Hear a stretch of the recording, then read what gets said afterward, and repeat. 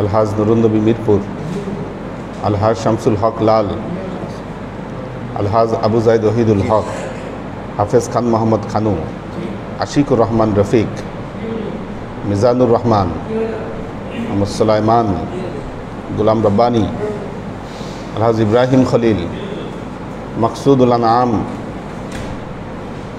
আমিনুল ইসলাম দরবার, মশিউর রহমান, ফখরুল ইসলাম সায়েম, ফরিদুদ্দিন আহমদ শফি, মোহাম্মদ জামাল, জয়নাল আবেদিন, মফিজুল ইসলাম,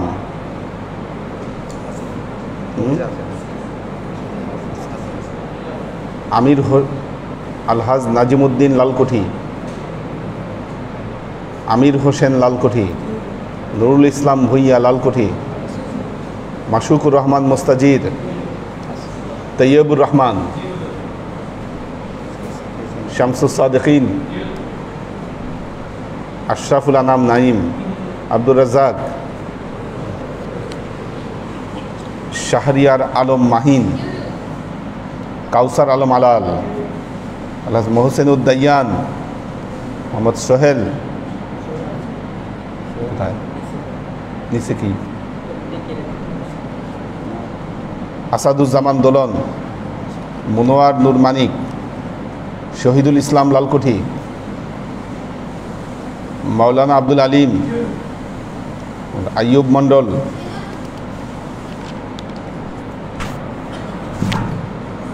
তাজুয়ার আলম,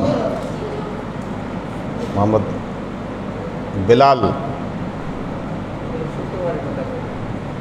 আচ্ছা এটা কোন বেলাল? একটা কিন্তু বেলাল আছে দুইটা, হ্যাঁ দুই বেলাল, এখন এটা কোন বেলাল এটা বোঝার বিষয় আছে। হ্যাঁ এটা অন্যভাবে চিহ্নিত করতে হবে। বেলাল ফার্নিচার, হ্যাঁ এই যে এই বেলাল, ঠিক আছে এইটা হচ্ছে বেলাল। হ্যাঁ লেবু, উনি কি লেবু বিক্রি করে? তাহলে লেবু দিয়ে দেন, ঠিক আছে বেলাল লেবু, এটা লেবু করে দিলাম, মাশাআল্লাহ। তাহলে বেলাল লেবু এটা বিখ্যাত থাকবে। হ্যাঁ লেবু বেলাল। মোহাম্মদ সাদেক, মোহাম্মদ সাদেক কে? এই মোহাম্মদ সাদেক নাম লেখানোর পরে একদিনও নাই। হ্যাঁ হেদায়েতের আব্বা নাই কেন? দেশে গেছে না? আচ্ছা। মারুফুর রহমান, মোহাম্মদ তাফসিন, মুস্তাকিম শেখ, মোহাম্মদ রানা, আসাদুজ্জামান শিমুল, মুশফিকুর রহমান, বাবুল ইসলাম, আশরাফুল আনাম জিয়া, কামরুল আনাম,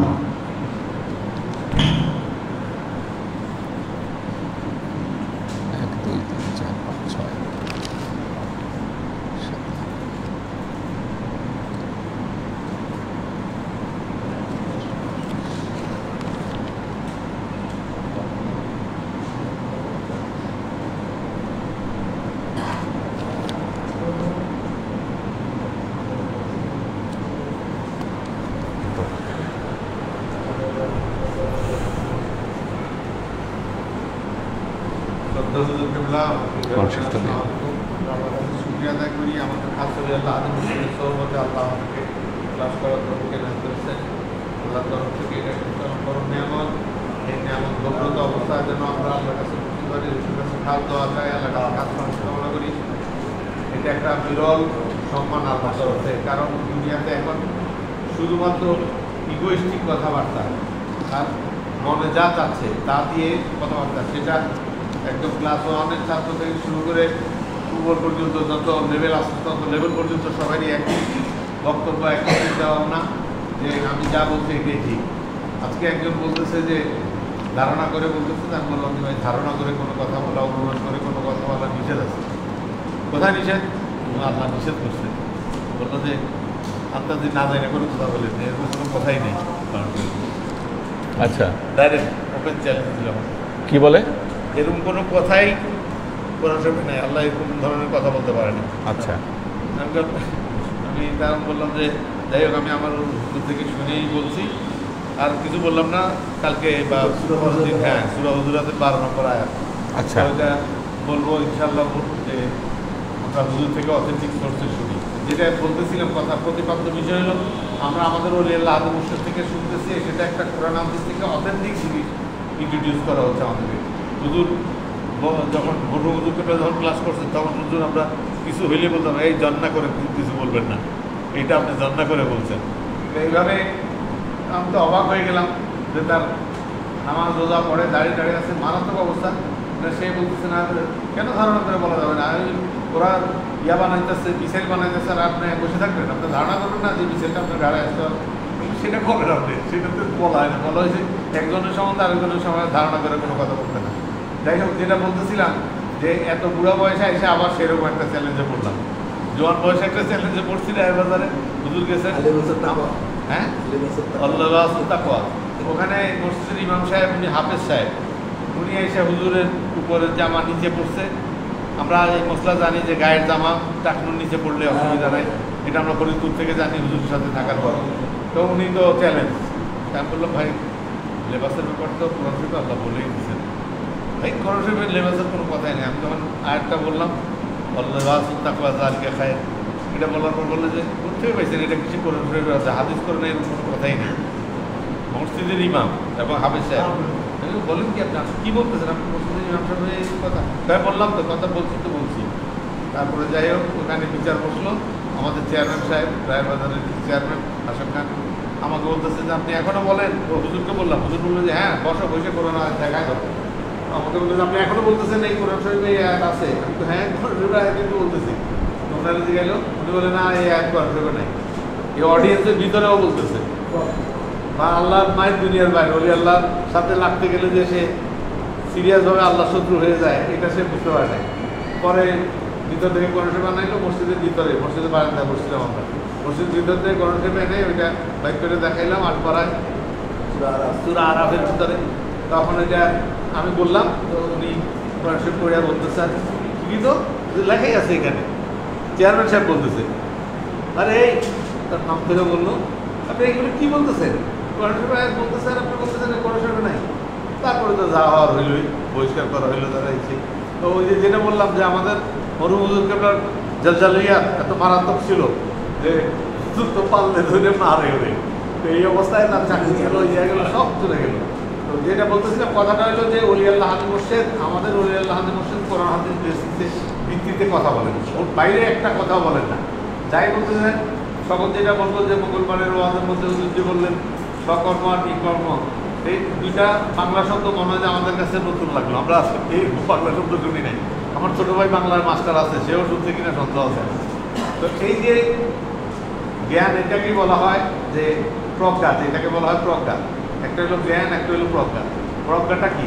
জ্ঞান যেটা অর্জিত হইলো সেই জ্ঞানটা চর্বিতকে অর্জন করে নিজের দিকে ধারণ করার পরে উনি প্রজ্ঞাবান হয়ে যান। তো আমরা আল্লাহর খাস দেয়, আল্লাহর খাস রহমত আমাদের উনি আল্লাহ যে কোনো অবস্থায় যে কোনো অবস্থানে, যেমন আমরা ইয়ে থেকে আসতেছিলাম, জামালপুর থেকে আসতেছিলাম, হুজুর একটা বিশেষ মিটিংয়ে চিফ গেস্ট হয়ে আসেন। হুজুর গাড়ি এক পাশে থামাইলেন, রাস্তার এক পাশে গাড়ি থামায় ওখানে উনি ক্লাস নিয়ে নিলেন, মানে বক্তব্য প্রদান করলেন। ওরা সেই বক্তব্যটা রিসিভ করে কাস্ট করে দিল, গাড়ির মধ্যে থেকে বলতেছে। এবং একটা পর্যায়ে ওরা বললো যে আপনি বোধহয় কোনো মাহফিলে আছেন বা কিছু আশেপাশে দেখা যাচ্ছে অনেকে ধন্যবাদ ব্যক্তি, আমাদের তো পিছিয়ে লাইট ধরলে আমাদেরকে দেখা যাচ্ছে, আমি নই ভাই নাকি আর কে জানি শান্তু ভাই এভাবে ছিল। তো ওনারাই গেস করে বললো যে আলহামদুলিল্লাহ ঠিক আছে, আপনি যে সময় দিলেন এটা আমার শুধু এক্সাম্পল বলে গেল আল্লাহ খাস রহমত, আল্লাহ খাস দয়া। গাড়ির মধ্যেই এই ঘটনা ঘটে গেলো, এটাকে কল্পনাই তো করতে পারি না। আমি ভাবতেছিলাম চলতি গাড়িতে হুজুর কেমনে বলবে, কারণ একবার ইন্টারনেট পায়, একবার ডিসকানেক্টেড হয়ে যায়। হুজুর খুব চেষ্টা করতেছেন কানেক্টিভিটির জন্য, কিন্তু কানেকশন আসে এসে আবার থাকে না, চলে যায়। কিন্তু আল্লাহর কুদরত যখন হুজুর শুরু করলেন তারপর আর একটু ইন্টারাপশনও হয়, স্মুথলি বক্তব্য দিয়ে দিলেন এবং বক্তব্য সমাপ্তি করে শেষ করে আবার গাড়ি চালালেন। তো গাড়ির ওখানে একটা ঘটনা, গাড়িতে ইঞ্জিন হিট হয়ে যাচ্ছে। ইঞ্জিন হিট হয়ে গেলে হুজুর বলছে যে গাড়ি থামায় রাখতে হবে, ইঞ্জিন ঠান্ডা না হওয়া পর্যন্ত গাড়ি চালানো যায় না। ঈদটা খেয়াল রাখো। হুজুর খালি বলতেছে সোহেল রে, ইয়ারে আমাদের সুজনকে, আর আমি শুনতেছি ঈদটা খেয়াল রাখো। আমি খালি মাথা পটি নেমে গেছে, ঈদ কোথায় লাগাইছে গাড়ির মধ্যে, ঈদটার খেয়াল রাখতে হবে। তা মাথায় ধরতেছে না, আর আতঙ্কে আমার যে বাইরে যাচ্ছে যে ঈদটা কোন সময় ফ্লাশ করে বাইরে যায়, তাই তো মনে হয় সিরিয়াস অবস্থা। এই জন্য বোধহয় বলতেছে ঈদটা খেয়াল রাখো। আমি হুজুরের কথাটা তো শুনতেছি না। পরে যখন হুজুর বলতেছে যে আল্লাহ খাস পাও, এখানে আমরা যে কটা ইয়াতে যাচ্ছি সিএনজি নাই, সিএনজি পাওয়া যাচ্ছে না, এরকম করে একটার পর একটা আমাদের তেলও শেষ হয়ে যাচ্ছে, সিএনজিও শেষ হয়ে যাচ্ছে, যাবো কেমনে। হুজুর বলতেছে ইনশাল্লাহ আল্লাহ আমাদের জন্য সুন্দর ব্যবস্থাপনা রাখছেন, যেখানে আমরা সুন্দরভাবে যাব এবং আমাদের জন্য তেলের পাম্প রেডি হয়ে বসে আছে। তা হুজুরের কথা তো বিশ্বাস হইল যে আলহামদুলিল্লাহ, চিন্তা নেই, এখন আর টেনশন করে লাভ নেই, যে কোনো চান পাবোই। ঠিকই যাতে সব নাই নাই নাই নাই, হুজুর বললো যে ডাইন পাশে যাও, তোদের কি এটা করবে। ডাইন পাশে যায় দেখি ওরা দাঁড়ায় দাঁড়ায় কথা বলতেছে, কোনো কাস্টমার নাই, কেউ নাই, গাড়িও নেই, কিছু নেই। আমি তো ভাবছি তেলও নেই, তেল নাই দেখে বলে এরা গল্প করে, সিএনজি নেই। পরে ইচ্ছা দিল সুন্দর, হ্যাঁ বললো যে মনে খুলে সুন্দরভাবে আমরা নিয়ে একদম যেইভাবে হুজুর বলছেন সেইভাবে আমরা গ্যাসগুলো নিলাম এবং পুরো ট্যাঙ্কি। আশ্চর্য কি, আরও আশ্চর্য, সবখানে যাওয়ার সময় নিয়েছি 417 টাকা, 468 টাকা, এরকম করে গ্যাস গ্যাস দিয়ে আমরা ভরছি। এখানে এসে প্রেশার এত বেশি, 698 টাকার গ্যাস আমরা পাইলাম প্রেশারের কারণে। তো এই যে স্মুথলি আমাদের সব কিছু হয়ে গেল, কারণটা কি? কারণটা হলো তওয়াক্কুল তো আল্লাহ। হুজুর আল্লাহর উপর তওয়াক্কুল করছেন এবং তওয়াক্কুল করে সেই তওয়াক্কুলটা আমাদের কাছে ইন্ট্রোডিউস করছেন। আমরা ইনশাআল্লাহ হুজুরের কথা থেকে আতঙ্ক চলে গেল এবং আমরা সিদ্ধ হয়ে গেলাম ইনশাআল্লাহ। হুজুর যখন বলছেন আল্লাহ দয়া, আল্লাহ রহমত আসবে, এই জিনিসটা অর্জন করার জন্য আমরা দরবারে আসি। দরবারে এসে আমাদের ওই আল্লাহ সবক কেন নেই, ওনার বক্তব্যটা যেন আমি হৃদয়গ্রাহী করতে পারি না, আমার ভিতরে ঢুকে দিতে পারি। যেটা হুজুরের স্যাররা, 3জন স্যার আসছিলেন, ওনারা দেখলেন যে আমরা কীভাবে আমাদের ওলিউল্লাহ মুর্শিদের বক্তব্যকে গ্রহণ করি। পিন ড্রপ সাইলেন্স হিসাবে আমরা সব বক্তব্যটা নিতেছিলাম, এটা থেকে স্যাররা বসে দিয়েছেন। তারা জানেন যে অডিয়েন্সের সাইলেন্স এটা একটা মারাত্মক অ্যাচিভমেন্ট। বক্তার প্রতি যদি অনুরক্ত না হয়, অডিয়েন্সে গোলমাল করে, কথাবার্তা বলে, হুইসপার করে, হুইসপারিং করে, সেটা না হওয়াটাই একটা বড় জিনিস। তো আমাদের ওলিউল্লাহ মুর্শিদ যে বক্তব্য দেন, আল্লাহর খাস রহমত, মানুষ এত সুন্দরভাবে ক্যাচ করে যে ফিস ফিস কথাবার্তা বলবে, সেটার কোনো চিন্তা ভাবনাই নেই, কোনো সুযোগই নেই। আমরা যেন সেরকমভাবে পিন্ডর সাইলেন্স অবস্থায় সারাক্ষণ হুজুরের বক্তব্যগুলো নিতে পারি এবং বক্তব্য দেওয়ার আগে যে টাইমটা হুজুর দেন, ওই টাইমের আগে যেন আমরা দরবারে এসে বুঝতে পারি, হুজুর কাছে কাজ দেওয়া চাই, আল্লাহর কাছে কাজ কামনা করি, ওই আল্লাহ মুর্শিদের খেদমত এবং দরবারে খেদমত করতে করতে মুসলমান হিসেবে করা যেতে পারি। এ দোয়া চাই। আলহামদুলিল্লাহ الحمد لله نحمده ونستعينه ونستغفره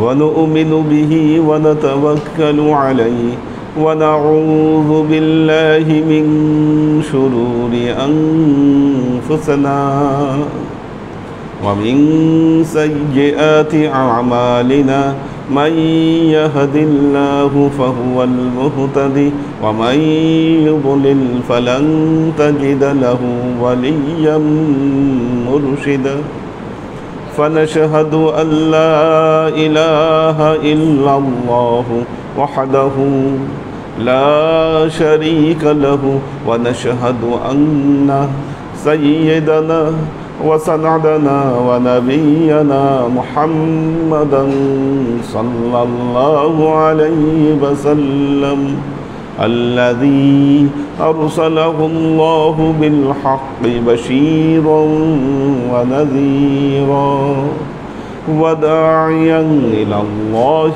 بإذنه وسراجا منيرا. وقال الله تعالى في كلامه المجيد وفرقانه الحميد ما كان محمد أبا أحد من رجالكم ولكن رسول الله وخاتم النبيين وكان الله بكل شيء عليما. إن الله وملائكته يصلون على النبي يا أيها الذين آمنوا صلوا عليه وسلموا تسليما صلى الله على محمد صلى الله عليه وسلم صلى الله على محمد صلى الله عليه وسلم صلى الله على محمد صلى الله عليه وسلم আল্লাহর আশিক ও সালেক বৃন্দ, সূরা আহজাবটা অনেক গুরুত্বপূর্ণ। আসলে আদবের ব্যাপারে, আকীদার ব্যাপারে সূরা আহজাব গুরুত্বপূর্ণ একটি সূরা। চশমা আমরা সূরা আহজাবের 7 নম্বর আয়াত তেলাওয়াত করছিলাম। ওয়ালাকিন্নাল্লাহা হাব্বাবা ইলাইকুমুল ঈমান ওয়া যায়্যানাহু ফি কুলুবিকুম। আল্লাহ তাআলা ঈমানের প্রতি একটা ভালোবাসা তোমাদের কলবে, হৃদয়ে সুবিন্যস্ত করে দিয়েছেন। এ কথাটি আমরা আমাদের নবীর কথা থেকে সুস্পষ্টভাবে জানতে পারি। লা ইউমিনু আহাদুকুম হাত্তা আকুনা আহাব্বা ইলাইহি মিন ওয়ালিদিহি ওয়া ওয়ালাদিহি ওয়ান নাসি আজমাইন। তোমরা ততক্ষণ পর্যন্ত ঈমানদার হতে পারবে না যতক্ষণ পর্যন্ত আমি মুহাম্মদ মুস্তাফা সাল্লাল্লাহু আলাইহি ওয়াসাল্লাম তোমাদের কাছে তোমাদের পিতা মাতা, ভাই বোন, আত্মীয় স্বজন, এমনকি দুনিয়ার তাবৎ মানুষের চাইতে প্রিয় না হব। আল্লাহর নবীর এই ভালোবাসাকে অন্তরে স্থান দিতে হলে 3টা জিনিস আপনার অন্তর থেকে বের করে দিতে হবে।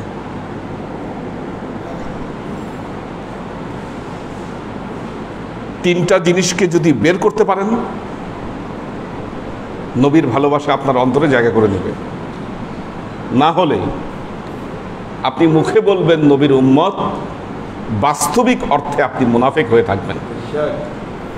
বর্তমান জামানায় এই মুনাফিকের সংখ্যা পৃথিবীতে বেড়ে গেছে। লেবাস লাগানো ইসলামের, বড় বড় ডিগ্রি তাদের ইসলামের, বস্তুত পক্ষে তারা মুনাফিক। কেন? কারণ নবীর ভালোবাসা তাদের অন্তরে নাই। যতই মুখে সুন্দর সুন্দর কথা বলুক, বড় বড় কথা বলুক, দেখুন একটা জিনিস, প্রতিটা ভাষার মধ্যে একটা দর্শন থাকে। আমরা যখন স্টুডেন্টদেরকে নাম্বারিং করি খাতায় লেখার উপরে, কি লিখেছে সেটার উপর নাম্বারিং না করে কি লিখতে চেয়েছে সেটার উপর নাম্বারিংটা বেশি করি।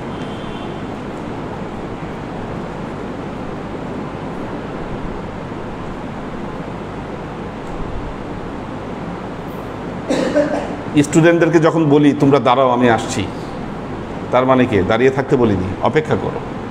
উদ্দেশ্য হচ্ছে অপেক্ষা করো। কাজেই এরা ভাষা যাই প্রয়োগ করুক, এদের উদ্দেশ্যটা ভালো না। এরা হয়তো না জেনেই না বুঝেই গড্ডালিকা প্রবাহে তাদের গা ভাসিয়ে দিয়েছে। এই কাজগুলো তারা করছে কেন? না জেনে না বুঝে গড্ডালিকা প্রবাহে তাদের গা ভাসিয়ে দিয়েছে।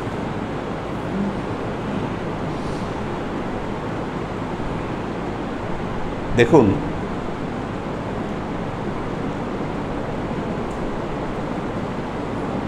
ইতিহাস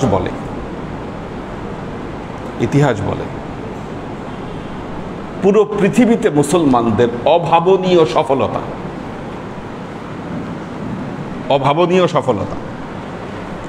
আজকে যে কথা বলে যে মুসলমানরা রাজত্ব জয় করেছে, বিভিন্ন জায়গায় রাজ্য জয় করেছে এবং ইসলামকে প্রতিষ্ঠা করেছে। দেখুন, পবিত্র কোরআনে গুরুত্বপূর্ণ মেসেজ এটা।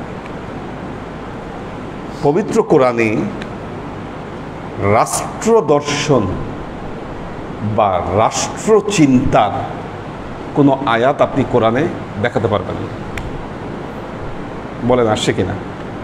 আপনারা যতটুকু পড়েছেন বা যতটুকু বুঝেছেন, রাষ্ট্রচিন্তা, রাষ্ট্র সংস্কার, রাষ্ট্র দর্শন কোরআনে নেই।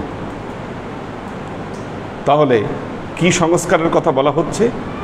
ব্যক্তি সংস্কার, আত্মশুদ্ধি, সমাজকে সংস্কার। তাহলে আল্লাহর নবীর রাষ্ট্রচিন্তার বহিঃপ্রকাশ একমাত্র ঘটেছে তার মদিনা সনদের মাধ্যমে। রাষ্ট্রচিন্তা বা রাষ্ট্রের স্বরূপ কি হবে এটা কোরআন অনুযায়ী না, আল্লাহর নবীর মদিনা সনদ অনুযায়ী এটার বহিঃপ্রকাশ ঘটেছে। ইসলামী রাষ্ট্র প্রতিষ্ঠিত হবে বেসড অন হিউম্যানিটি। ইসলামী রাষ্ট্র মূল ভিত্তি ছিল হিউম্যানিটি, মনুষ্যত্ব, খেলাফতে ইনসানিয়াত। ইনসানিয়াতের ভিত্তিতে রাসূলুল্লাহ সাল্লাল্লাহু আলাইহি ওয়াসাল্লাম রাষ্ট্র প্রতিষ্ঠার ঘোষণা দিয়েছিলেন। এজন্য মুসলমানেরা যেখানেই একটা কথা বলা হয় যে আজকের দিনে বলা হয় যে নবী হয়তো সাম্রাজ্যবাদী ছিলেন, নাউজুবিল্লাহ। পাশ্চাত্য বিজ্ঞানীরা বলছে না, আল্লাহর নবী কখনো কোনো ধর্মের বিরুদ্ধে যুদ্ধ করেননি, কোনো গোত্রের বিরুদ্ধে যুদ্ধ করেননি। তাহলে যুদ্ধটা কিসের বিরুদ্ধে করেছেন? অন্যায়ের বিরুদ্ধে। ব্যাপারটা বুঝে আসছে কিনা? কখনো কোথাও কেউ যদি মানবতা বিরোধী কোনো অপরাধ না করেছেন, আল্লাহ নবী সেখানে সৈন্য প্রেরণ করেননি। মুসলমানদের সাথে যতক্ষণ পর্যন্ত কেউ বেঈমানি না করেছে, আল্লাহ নবী সেখানে সৈন্য প্রেরণ করেননি। মুসলমানদের সাথে বেঈমানি না করা পর্যন্ত, কাউকে হত্যা না করা পর্যন্ত, অথবা কারো কোনো স্বাধীনতার উপর হস্তক্ষেপ না করা পর্যন্ত আল্লাহ নবী সেখানে সেনাবাহিনী প্রেরণ করেননি। এবং প্রেরণ করার পর কি হয়েছে? যখন মুসলমানেরা সেখানে গিয়েছে,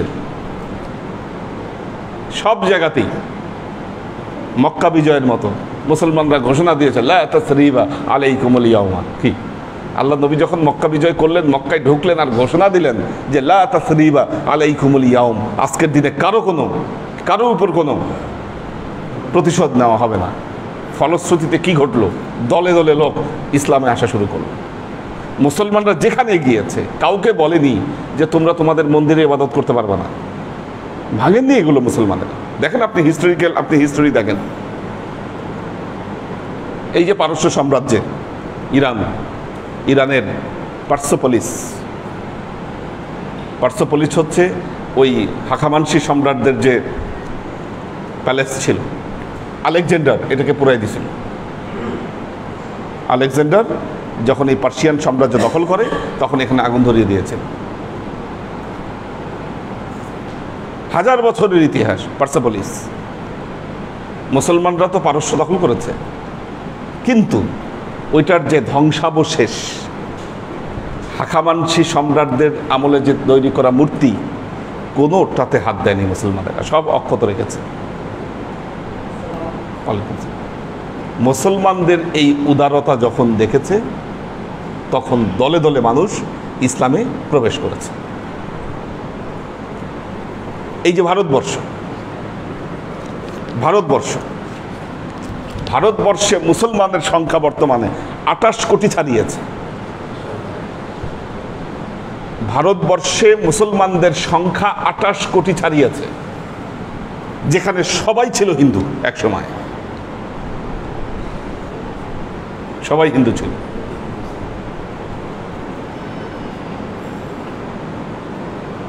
এই 28 কোটি হিন্দুকে একে একে ধরে তলোয়ারের ভয় দেখায় কি মুসলমান করা হয়েছে? কখনো না। তাহলে কিভাবে হলো? যে ধর্ম, এখানে হিন্দু ধর্ম শিক্ষা করতে পারতো একমাত্র ব্রাহ্মণরা। কিতাবের বাণী, বেদ বাক্য একমাত্র ব্রাহ্মণরা শুনতে পারত। ব্রাহ্মণদের বাইরে কেউ শিখতেই পারতো না। নারীদের তো শেখার প্রশ্নই আসে না, মেয়েদের তো শেখার প্রশ্নই আসে না। এরপর যারা নিম্ন শ্রেণী, ব্রাহ্মণের পর ক্ষত্রিয় যারা, এরা যুদ্ধ শিখতে পারত। নিম্নবর্ণীয় যারা, এরা তো কিছুই করতে পারে, খালি ক্ষেত খামারে কাজ করবে এবং অন্য ধর্মের মানুষের ছোঁয়া লাগলে এদের ধর্ম নষ্ট হয়ে যায়। ঝুটা খাইলে ধর্ম নষ্ট হয়। যেই ধর্ম লজ্জাবতী পাতার মতো ধরলেই নষ্ট হয়ে যায়, ভঙ্গুর হয়ে যায়, এই ধর্ম কতদিন টিকতে পারে বলেন? তার মানে কি, হিন্দুরা এখানে যা কায়েম করেছিল এগুলো ধর্ম ছিল না, এগুলো ছিল কুরীতি। কুরীতি কুরীতি এক জিনিস, ধর্ম আরেক জিনিস। ধর্ম আল্লাহর তরফ থেকে প্রদত্ত, আর কুরীতি মানুষের বানানো। কাজেই মনে রাখবেন, আমরা যদি সত্যিকার অর্থে আল্লাহর নবীর সুন্নাহকে পরিত্যাগ করি, সত্য ধর্ম আল্লাহ কর্তৃক প্রদত্ত যে ধর্ম, এইটাকে পরিত্যাগ করে আমরা যদি কুরীতি প্রতিষ্ঠা করি, সেটা বেশি দিন টিকবে না। সতর্ক হতে হবে আমাদের, ফাইন্ড আউট করতে হবে কোনটা কুরীতি আর কোনটা ধর্ম। কোনটা ধর্ম? আল্লাহর আশেক ও সালেক বৃন্দ, কথা একটু বেশি গভীরে চলে গেছে। বাস্তবতা হচ্ছে এখানে কেন আজকে এটা ক্লাসের সাথে সম্পৃক্ত। তিনটা জিনিস অন্তর থেকে বের করে দিতে হবে। ওয়াকাররাহা ইলাইকুমুল কুফরা, কুফর নবীর বরত্ব, নবীর বরত্ব, নবীর গরিমা, নবীর মহিমা প্রকাশ করতে কৃপণতা করা যাবে না। কি আপনি বাড়াই বলেন না? আরো কি বাড়াই বলতে সমস্যা আছে? পৃথিবীতে যখন মানুষের তেল মারেন আপনি, কি আপনি যখন দুনিয়ার মানুষকে দুনিয়াবি কোনো ধান্দায় যখন আপনি তেল মারেন, তখন তো একটুও কমায় মারেন না? কি নবীর ক্ষেত্রে তো কৃপণতা কেন? পৃথিবীর কোনো মানুষের প্রশংসায় কৃপণতা করা হয় না, নবীর ব্যাপারে একটু প্রশংসা করলে গায়ে আগুন ধরে যায়। কি বলে? বেদাত, শিরক, কিতাবে নাই, বলা যাবে না। কেন? বললে কি হবে? ওই যে ধর্ম নষ্ট হবে। নাউজুবিল্লাহ। কি এ নবীর উম্মত? নবীকে যদি আপনি উচ্চকিত না করতে পারেন, নবীকে যদি আপনি উপরে উঠাইতে না পারেন, দেখবেন এদের সমস্ত কথাবার্তার মধ্যে নবীর মর্যাদাকে তারা উপরে উঠাতে দিতে চায় না। তার মানে কি? তাদের যে কথা, তাদের যে উদ্দেশ্য, তাদের যে বক্তব্য, এটার উদ্দেশ্য হচ্ছে নবীকে খাটো করা, নবীকে খাটো করা। অন্য কোনো ধর্মের মানুষ তো এরকম করে না। বলেন পৃথিবীতে কোনো উম্মত আপনি পাবেন, কোন নবীর উম্মত পাবেন কিনা যেই নবীর উম্মত তার নবীর বরত্ব এবং গুরুত্ব প্রকাশ করে না? দেখাতে পারবেন? কি তারা তো এটা নিয়ে মারামারি করে না? মুসলমানরা এটা নিয়ে মারামারি পর্যন্ত করে। চিন্তা করে দেখেন। সরল সোজা মানুষ কি করবে বলেন? জেনারেল শিক্ষিত মানুষ, এদের তো কিছু করার নেই, এরা তো জানে না আসলে কিছু।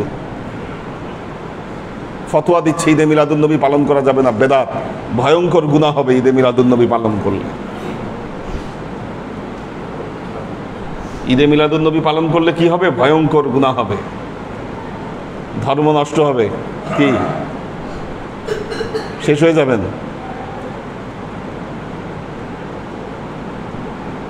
হৃদয় কি বলে বলেন? বাস্তবতা কি বলে? আসলেই তাই। তাহলে কেন এরা এই কথা বলছে? এরা এ কথা কেন বলছে? কোত্থেকে পাইলো? কবে থেকে এই গবেষণা শুরু হলো? আমি তো বলেছি পুরো ঈদে মিলাদুন্নবীর ইতিহাস আপনাদেরকে তুলে ধরেছি, কখন কোথায় কিভাবে ছিল ঈদে মিলাদুন্নবী। তাহলে কবে থেকে এটার বিরুদ্ধে অ্যালার্জি শুরু হলো? যেদিন থেকে সাউদিয়া আল আরাবিয়ায় বিভিন্ন বিশ্ববিদ্যালয় প্রতিষ্ঠিত হয়েছে, এবং আপনারা জেনে থাকবেন এই বিশ্ববিদ্যালয়গুলো কিন্তু ইন্টারন্যাশনালি কোনোটাই না, রিকগনাইজ না। এগুলো এই যে মদিনা বিশ্ববিদ্যালয়, উম্মুল কুরা বিশ্ববিদ্যালয়, এগুলো কমির মতো। হ্যাঁ, কমির মতো এগুলো। এগুলো ইন্টারন্যাশনালি রিকগনাইজ না। আর এগুলোর প্রতিষ্ঠার উদ্দেশ্যই হলো ফিতনা ছড়ানো, আর কিচ্ছু না। এদের যত ফান্ডিং, এদের যত ফান্ড, সব কিছু এখানে ফান্ড ঢালতেছে ইহুদি খ্রিস্টানরা, যার ফলে প্রতি বছর সারা পৃথিবী থেকে এই সরল মনা কোমলমতি মুসলমান যারা অভাবগ্রস্ত তাদেরকে টাকা পয়সা দিয়ে ওখানে নিয়ে যাচ্ছে, নিয়ে গিয়ে ট্রেনিং দিয়ে তাদেরকে ছেড়ে দেওয়া হচ্ছে শুধুমাত্র এই কথাগুলো আমাদের মধ্যে ছড়াই দেওয়ার জন্য। দেশে থাকতে খাইতে পারতো না। ধরেন একজন, আমি তো ছোটবেলায় মাদ্রাসায় পড়েছি, দেখেছি তো মাদ্রাসায় কী ধরনের ছেলেপেলেরা পড়ে। এদের মধ্যে যারা মেধাবী টার্গেট হচ্ছে এরা। তো এদেরকে আপনি বিমান ভাড়া দিয়ে, থাকা খাওয়ার সমস্ত খরচ দিয়ে আপনি দেশ থেকে তাদেরকে নিয়ে গেছেন, 4-5 বছর ওখানে রেখে আপনি তাদেরকে পড়িয়েছেন এবং ব্রেন ওয়াশ করিয়েছেন। আপনি পড়িয়েছেন, ব্রেন ওয়াশ করিয়েছেন, এবং 4-5 বছর পর কিছু টাকা পয়সা দিয়ে, কিছু টাকা পয়সা দিয়ে, এদের মধ্যে রেজাল্ট যাদের ভালো, কিছু টাকা পয়সা দিয়ে ছেড়ে দিয়েছেন পৃথিবীতে, যাও কাজ করো এখন এটার উপর।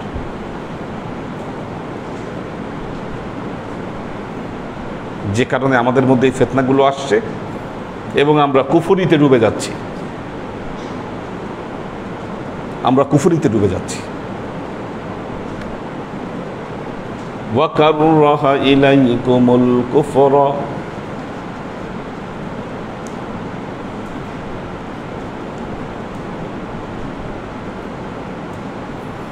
ঈদে মিলাদুন্নবী ইনশাআল্লাহ সামনের বছর থেকে আরো বড় করে করব।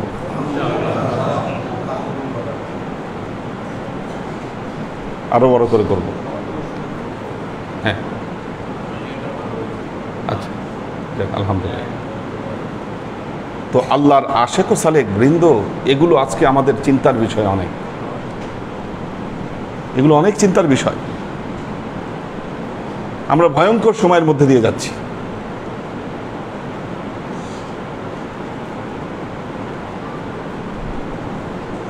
ভয়ঙ্কর সময় তখনই আমাদের উপরে এসেছে যখন আমরা আমাদের কেবলাগুলো হারিয়েছি।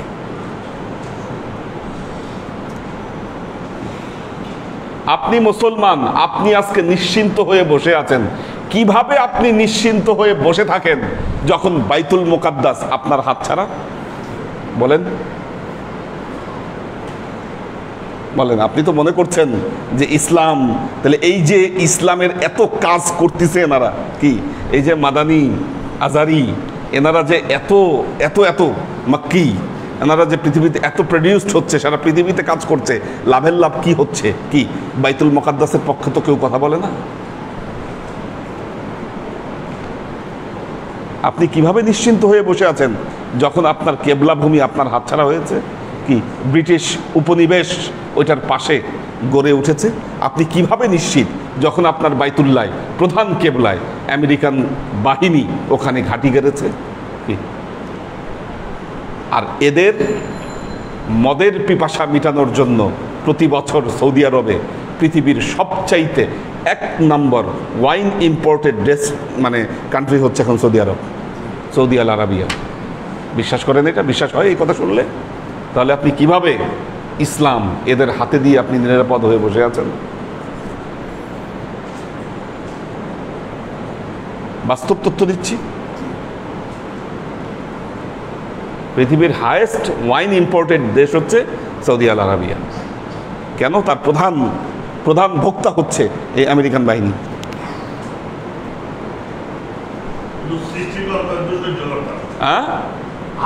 কেন করবে না? এর চাইতে খারাপ সময় তো আসছিল মুসলমানদের উপর, যুগে যুগে আসছে। যখনই মুসলমান আল্লাহকে ভুলে গেছে, মুসলমান তিনি ঐশ্বরিক চেতনায় বিশ্বাসী থাকবেন। মুসলমান তিনি ঐশ্বরিক চেতনায় বিশ্বাসী থাকবেন। এই দুনিয়া মুসলমানদের কাছে এটা ফানি, ধ্বংসপ্রাপ্ত দুনিয়া। একজন মুসলমান তিনি মৃত্যুকে সে কোনোদিন ভয় পাবে না। মৃত্যু তার জন্য অবধারিত জানবে। এই মুসলমান যখন দুনিয়াবি কিছু সুবিধার জন্য মানুষের পা চাটে গিয়ে আপনি বলেন এই মুসলমান দিয়ে কি আশা করা যায়? কি করবে এই মুসলমান? আজকে এই দুনিয়া লোভী মুসলমান যারা টাকার জন্য, ধান্দার জন্য কি মুহূর্তে নিজেকে বিক্রি করে দেয়, এই মুসলমানদেরকে দিয়ে আপনি কি আশা করেন? এমনি তো আসে নাই। আল্লাহ তো গোস্বা হয়েছে মুসলমানদের উপরে।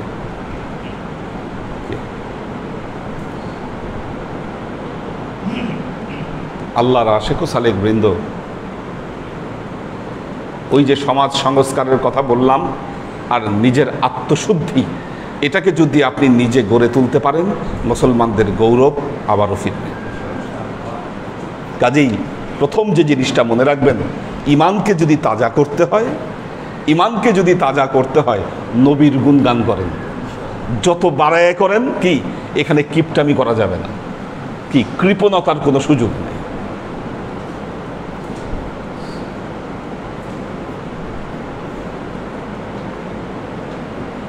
নবীর কোনো বিশেষত্বের কথা বলতে গেলে তখনই আপনি সেখানে খুঁজেন এটা কি জায়েজ হচ্ছে বলা না জায়েজ।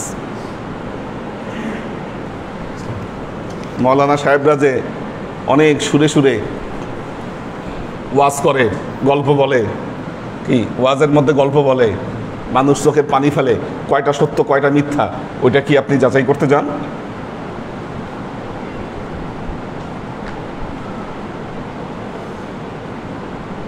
আল্লাহর আশিক ও সালেক বৃন্দ, ওয়াকাররাহা ইলাইকুমুল কুফরা ওয়াল ফুসুক।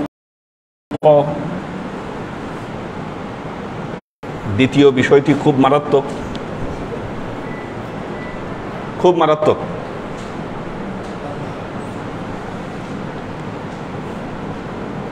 ইউটিউবে কিছু চ্যানেল আছে, ফেসবুকে কিছু পেজ আছে। এই সমস্ত পেজে আল্লাহর নবীর যত নেগেটিভ দিকগুলো আছে, বক্তারা বর্তমান সময়ে যেই জিনিসগুলোকে তুলে ধরলে নেগেটিভিটি প্রকাশ পাবে, এই নেগেটিভিটিগুলো সেখানে প্রকাশ করা হচ্ছে।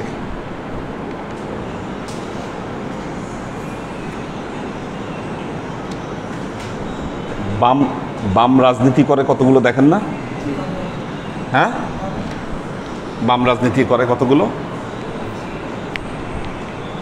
এরা এই সমস্ত জিনিস খুব চর্চা করে।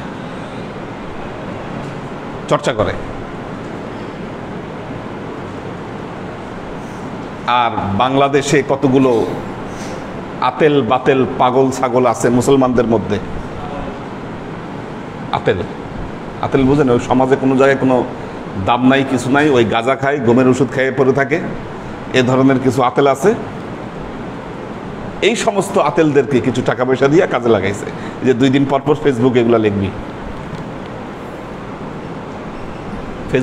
লিখবি, কেন? এগুলো উদ্দেশ্য কি? এই লেখে মুসলমানদেরকে খেপায় দিবি আর মারামারি লাগাই দিবি 2 দিন পর। কাজ হচ্ছে এটা। না হলে মূর্তির পায়ের নিচে কেন কোরআন শরীফ রাখবে? হোয়াই? উদ্দেশ্যটা কি? উদ্দেশ্যটা কিন্তু কিচ্ছু না, মুসলমানদেরকে খেপায় দেওয়া, খেপায় দিয়ে কিছু অকারেন্স ঘটে, কি এই বিদেশে বিভিন্ন জায়গায় এটা ইয়া করে, এই যে দেখো আক্রমণ করতেছে, উস্কানি দাও।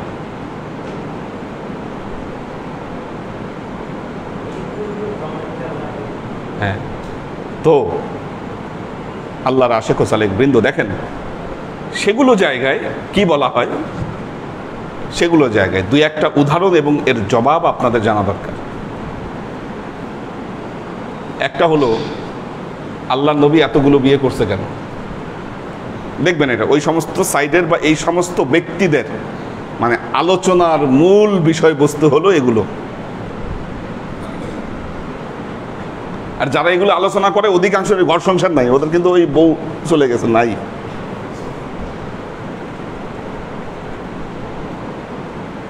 ভেতরে কিছু না থাকলে থাকবে কেমনি? অধিকাংশ, আমি বললাম তো, এই সমস্ত কাজে যারা জড়িত, এদের কাজই হচ্ছে এগুলো। লুচ্চা লাফাঙ্গা যে কটা আছে তাদের কাজ এটা।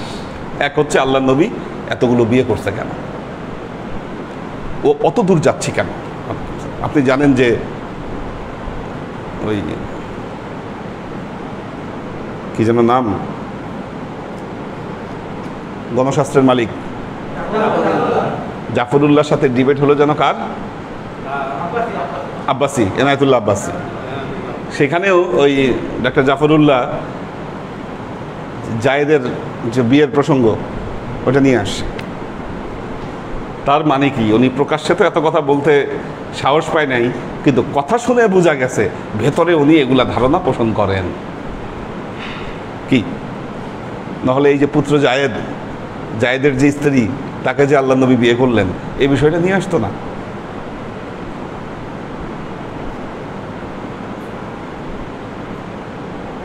ঘটনাটা ঘটেছে বহু বিবাহের ঘটনা আল্লাহ নবীর। কত বছর আগে ঘটেছে? হ্যাঁ, 1450 বছর আগে। ওই সময়ে পৃথিবীর কোনো পুরুষ একটা বিয়ে করত না। কি ভেতরে সমস্যা না থাকলে একটা বিয়ে কেউ করত না, কেউ করে নাই, কেউ না।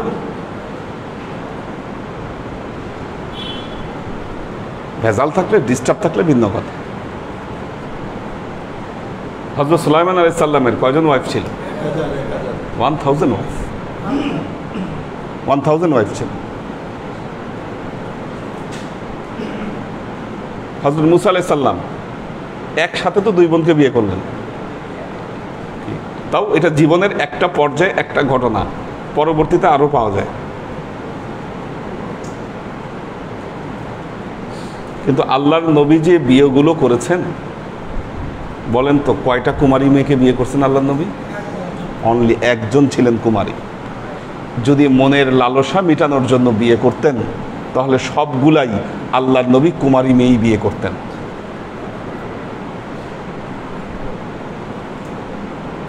সবগুলাকে কুমারী মেয়েই বিয়ে করতেন। বিয়ে করার উদ্দেশ্য ছিল আল্লাহর নবীর ইসলামের প্রচার কাজ যেন ত্বরান্বিত হয়, সহজ হয়। প্রথম বিয়েটা করেছেন আল্লাহর নবীর বয়স যখন 25 বছর, তিনি 40 বছর বয়স্ক একজন নারীকে তিনি বিয়ে করছেন। কারণ আল্লাহর নবী জানতেন যে মা খাদিজাকে দিয়ে ইসলামের প্রচার এবং প্রসার সম্ভব। এটাকে এরা বলে, এই শয়তানগুলা বলে যে নবীর পেটে খাবার জুটতো না, খাইতে পারতো না, দেখছে যে এনারে বিয়ে করলে কি টাকা পয়সা পাওয়া যাবে, এই জন্য করছে। নাউজুবিল্লাহ। দৃষ্টিভঙ্গিটা কোন জায়গায় দেখেন, নেগেটিভভাবে একটা দৃষ্টিভঙ্গি। যদি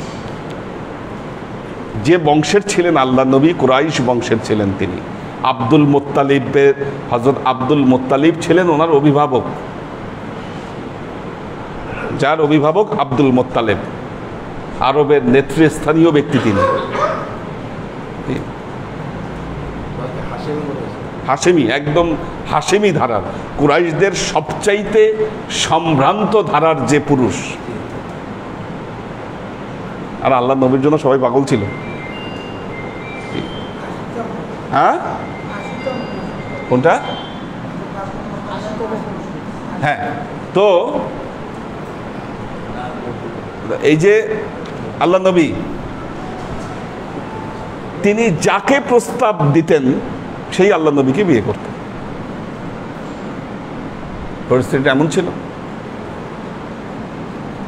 পরিস্থিতি এমন ছিল।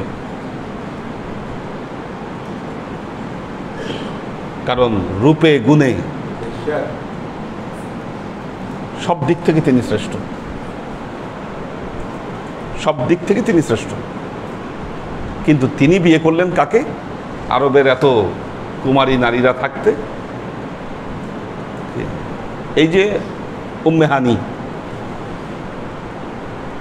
উম্মে হানি, উম্মে হানি কিন্তু আল্লাহ নবীর স্ত্রী ছিলেন না।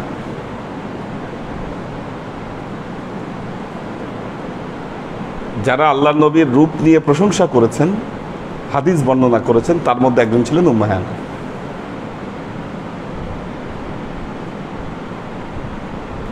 কাজী এতে বোঝা যায় যে আরবের মেয়েরা আল্লাহ নবীর জন্য কতটা পাগল ছিল। তিনি সবাইকে বাদ দিয়ে বিয়ে করলেন কাকে? মা খাদিজাকে। কেন? উদ্দেশ্যটা ছিল নিজের বাসনা চরিতার্থ করা নয়, বরং ইসলামের প্রচার এবং প্রসার কাজকে ত্বরান্বিত করা। পরবর্তীতে যাদেরকেই বিয়ে করেছেন অসহায় অথবা যারা গোত্রগতভাবে বংশীয়ভাবে যারা শক্ত ছিলেন তাদেরকে। আজকে 1450 বছর পরে কি এখন তো ছেলেরাও আস্তে আস্তে নপুংসক হয়ে যাচ্ছে, আরো সামনের দিন যে কি হবে কি, একটার বেশি বিয়ে করার ক্ষমতা তো নাই ছেলেদের এখন। অথচ যেই ক্ষমতা আল্লাহ নবীকে শতগুণ বেশি দেওয়া হয়েছে, আজকের দিনে আপনি ওই সমস্ত প্রসঙ্গ টেনে কি নবীর বদনাম করেন, নাউজুবিল্লাহ। আচ্ছা, এখন জায়েদকে কেন বিয়ে করলেন? জায়েদের পুত্র স্ত্রীকে কেন বিয়ে করলেন? যে কথা বলেছিলাম, ধর্ম এক জিনিস, কুরীতি আরেক জিনিস। একটা কুরীতিকে ভাঙার জন্য মোহাম্মদ মুস্তাফা সাল্লাল্লাহু আলাইহি ওয়াসাল্লাম বিয়ে করেছেন জায়েদের স্ত্রীকে, কারণ জায়েদ ছিলেন আল্লাহ নবীর পালক পুত্র। এরা যখন রসায় রসে এই কথাগুলো বলে, দেখেন কত খারাপ। আমি এদের বক্তব্য শুনেছি, আমি এই জন্য বলছি। আর আপনাদেরকে এটা কেন জানাচ্ছি? সতর্কতার জন্য। কারণ আপনাদের সামনেও কোনো দিন এই শয়তানগুলো হাজির হতে পারে, তখন যেন এর জবাব দিতে পারে।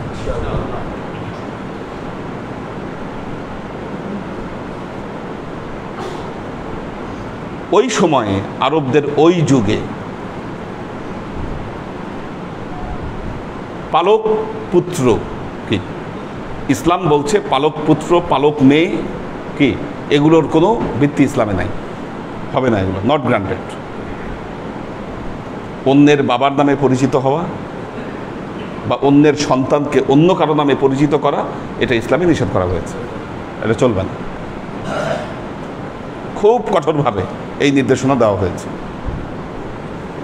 কোরআনে অসংখ্য আয়াত এসেছে এগুলো ব্যাপারে। হ্যাঁ,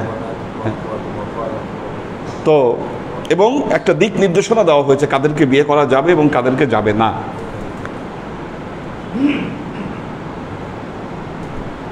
জায়েদ তার স্ত্রীকে তালাক দিয়েছে, জায়েদ তার স্ত্রীকে তালাক দিয়েছে। কোরআনে আল্লাহ যেভাবে আয়াতটা নাজিল করেছেন, যেভাবে আয়াতটা নাজিল করেছেন, বোঝা যাচ্ছিল আল্লাহর নবী আল্লাহর এই আদেশ থেকে যেন একটু পালিয়ে বেড়াচ্ছেন, এরকম একটা অবস্থা। একটু বিরাট একটা লজ্জার ব্যাপার, বিরাট লজ্জার ব্যাপার। আপনাদেরকে বলেছিলাম জালালউদ্দিন রুমির সাথে যে শামস তাবরিজির দেখা কি, এখন শামস তাবরিজি জালালউদ্দিন রুমিকে দিয়ে এমন কিছু কাজ করালেন যেটা ওনার জন্য খুবই প্রেস্টিজের ব্যাপার ছিল। প্রেস্টিজ ইস্যু এটা। লোকে কি বলবে, মানুষে কি বলবে, পাছে লোকে কিছু বলে, এই জন্য খুব লজ্জা পাচ্ছিলেন আল্লাহ নবী। এটা কেমনে সম্ভব, কিভাবে সম্ভব? আল্লাহ আদেশ দিলেন, বললেন আমি মনে হচ্ছে যে তুমি লজ্জা পাচ্ছ এই বিষয়ে, কিন্তু করতে হবে এটা। এই জন্য ডক্টর জাফরুল্লাহ কি বলেছিল যে এটা নবী নিজেই লেখছে, ইচ্ছা হয়েছে এই জন্য এইভাবে লেখে মানুষকে শোনাইছে যে এটা। কোথায় আছে বিশ্বাসটা আপনি বলেন? কি কাফের হওয়ার জন্য, সাব্যস্ত কাফের হওয়ার জন্য এতটুকু যথেষ্ট। আল্লাহ নবীর আমাদের মাদের মধ্যে একমাত্র মা আয়েশা ছিলেন একমাত্র কুমারী মেয়ে, যাকে আল্লাহ নবী বিয়ে করেছেন। বাকি সবাই। উম্মে সালমাকে তো অনেক বয়সে বিয়ে করছেন আল্লাহ।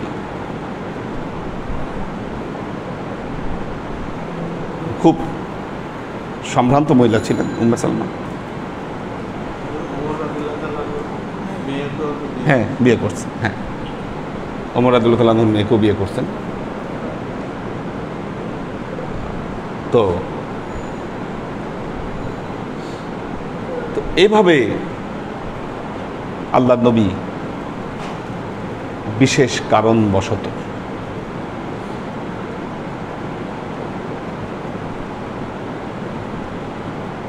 কারণবশত এই বিয়েগুলো আল্লাহ নবীকে করতে হয়েছে। এটা যদি সত্যি আল্লাহ নবী তার বাসনা পূরণের জন্য বিয়ে করতেন, তাহলে অবশ্যই কুমারী দেখে নারী বিয়ে করতেন। আর সংখ্যায় তো অনেক কম করেছেন আল্লাহ নবী বিয়ে, বলবো ওই তুলনায় ওই সময়ের অনুযায়ী অনেক কম করেছেন।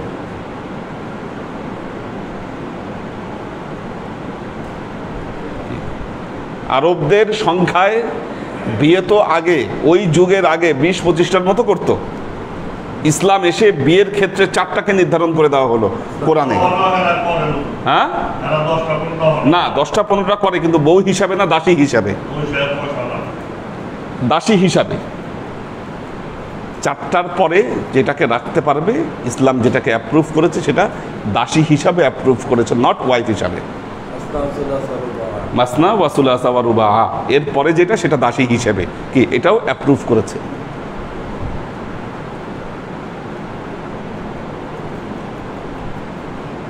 সেই হিসাবে আল্লাহ নবী অনেক কম করছেন, যেখানে হযরত সুলাইমান আলাইহিস সালামের 1000। দ্বিতীয়ত, আপনি যদি ইমানদার হন, আপনি ইমানদার, ভেতরে এই ইতমিনান আপনার থাকতে হবে, নবী যা করেছেন অবশ্যই তিনি ঠিক করেছেন, তিনি ভালো করেছেন, জগতের দৃষ্টিতে হোক সেটা যত খারাপ। এই ঈমান যদি আপনার ভেতরে না থাকে, আপনি নবীর উপর ঈমানদার হতে পারবেন না। ওটাই দিন, ওটাই ধর্ম। নিঃসন্দেহে এই বিশ্বাসটা নবীর উপর আপনার আনতে হবে। এটাই আল্লাহ বলতে চাচ্ছেন, ওয়া কাররাহা ইলাইকুমুল কুফরা ওয়াল ফুসুকা। কোনো ফুসুকি ধারণা আনবেন আপনি?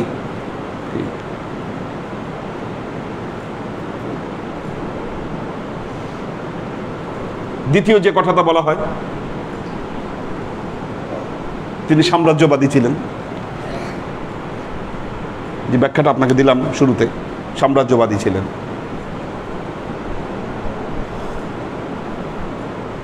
বদরের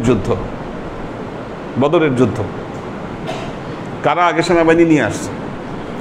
কাফেররা। এইভাবে উহুদ, খন্দক, ওরা চড়াও হয়েছে, এইভাবে রোমানদের বিরুদ্ধে যুদ্ধ, দূত মেরে ফেলছে। মুসলমানদের যে প্রতিনিধি পাঠানো হয়েছে দাওয়াত দিয়ে, তাকে হত্যা করেছে। হ্যাঁ হ্যাঁ, হত্যা করেছে। তখন মুসলমানরা তাদের উপর চড়া হয়েছে।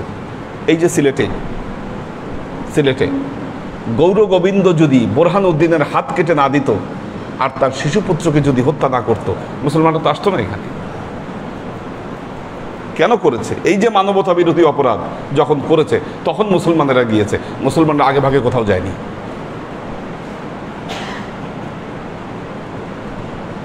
প্রতিটা ঘটনার পেছনে ইতিহাস আছে।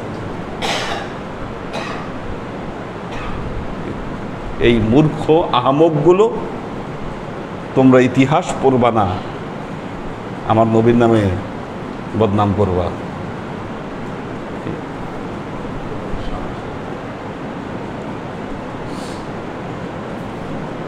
নবী গরিব ছিল, খাইতে পারতো না, এই সমস্ত কথাবার্তা যে বলা হয়, এগুলো নবীর মান মর্যাদা ক্ষুণ্ণ করার জন্য। আচ্ছা, নবী বলে পাথর বাঁধতো পেটের মধ্যে খিদা লাগলে।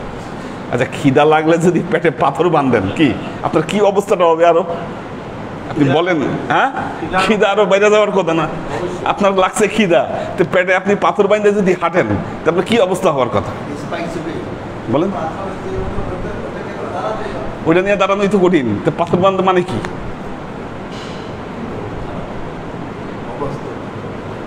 এর দ্বারা বোঝা যায় এগুলো কথা গ্রহণযোগ্য নয়। এই যে ষড়যন্ত্র, 120 তারিখ কাপড় কিনছে, হ্যাঁ 120 তারিখ শার্ট কাপড় কিনছে, 120টা তারিখ। ও এগুলো এগুলো বানোয়াট কথা। হ্যাঁ মাঝে মাঝে আল্লাহ নবী কাপড় ছিঁড়ে গেলে কেন? আরবে তো কাপড় তখন তো অ্যাভেলেবেল না, আপনাকে ওই অবস্থাটা চিন্তা করতে হবে, বাস্তবতা চিন্তা করতে হবে। কাপড় তো অ্যাভেলেবেল না তখন, কাপড় রপ্তানিটাই ছিল সবচেয়ে দামি জিনিস ছিল কাপড়। এই জন্য ছিঁড়ে গেলে সেলাই করতো, সেলাই করে দিত। আমাদের দেশে তো কাপড় সবচেয়ে সস্তা, বাংলাদেশে। তা আপনি এখন সেরা জামা কাপড় পরবেন আর বলবেন যে না এটা সুন্নত না, বিষয়টা তেমন না।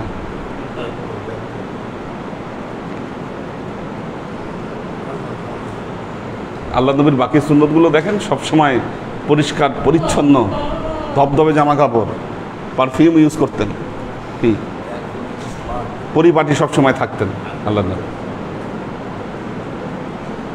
কাজেই মনে রাখবেন, যদি কোনো ধরনের ফুসুকি চিন্তা নবীর ব্যাপারে আসে, আপনি কাফের বলে সাব্যস্ত হবেন, আপনি কাফের বলে সাব্যস্ত হবেন। যদি কোনো নেগেটিভ কথা শুনেন, এটার পেছনে সূত্র অনুসন্ধান করতে হবে, বিষয়টা আসলে কি ঘটেছে, কি ছিল আসলে।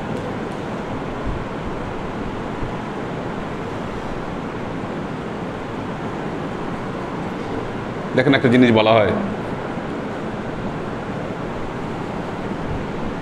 আল্লাহ কোরআনে বলেছেন, কোরআন দেখেন সব নবীদের ব্যাপারে কি বলেছেন, কুল্লুম মিনাস সাদিকিন। নবীরা কি ছিল? সব সত্যবাদী ছিল, নবীরা সত্যবাদী ছিল।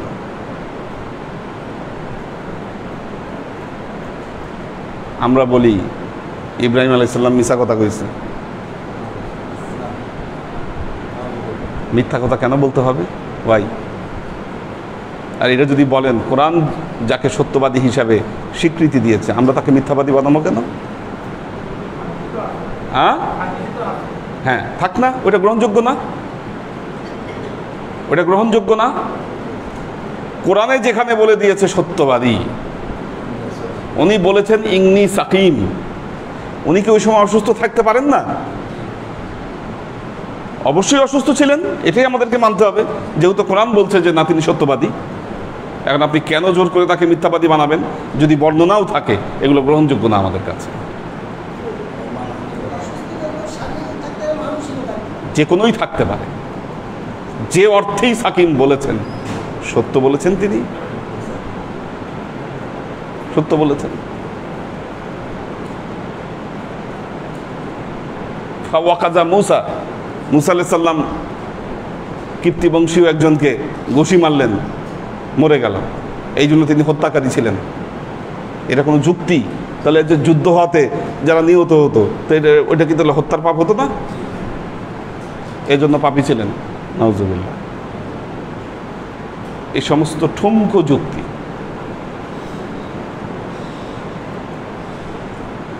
ঠুমকো যুক্তি।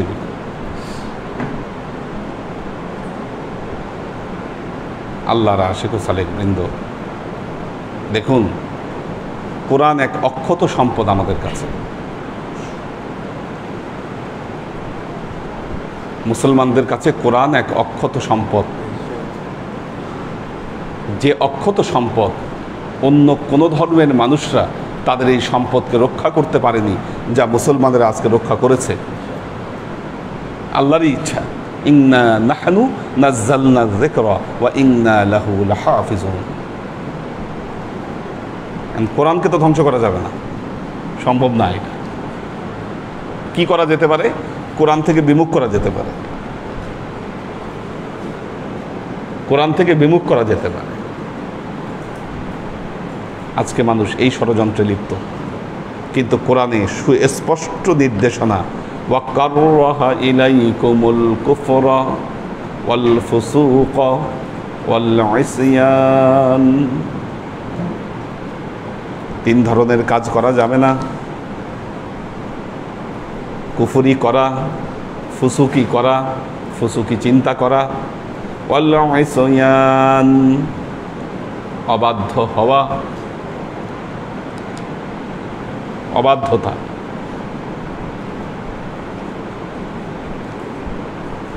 আল্লাহর আশিক ও সালেহ বৃন্দ,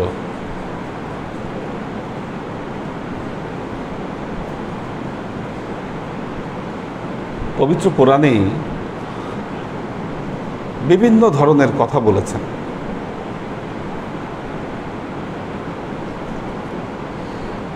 কিন্তু যে কথাগুলো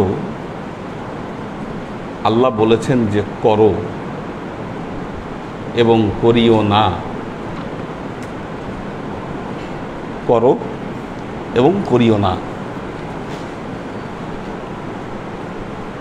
এই কথার বাইরে যদি আপনি যান,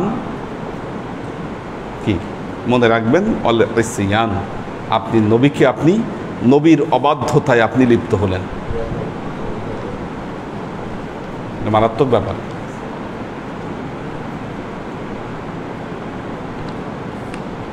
পবিত্র কোরআনে খুব যে বেশি কিছু নিষেধ করেছে এমন না, বেসিক কিছু জিনিস নিষেধ করেছে, ওগুলো ধারের কাছে যাওয়া যাবে না, ওগুলো ধারের কাছে যাওয়া যাবে না। আমাদের যা নিষেধ এসেছে ধারের কাছে যাওয়া যাবে না। মুসলমানদের জীবনের সাধনা এটাই হবে।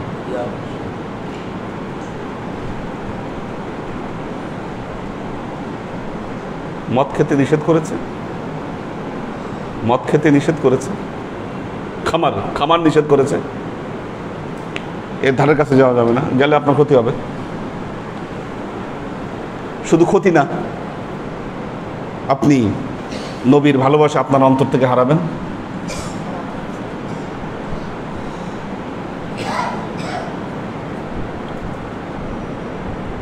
বাউলরা বলে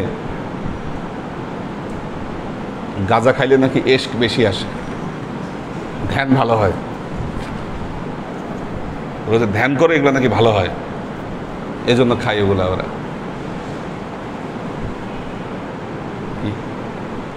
ওই ভালো ধ্যান আপনার দরকার আছে?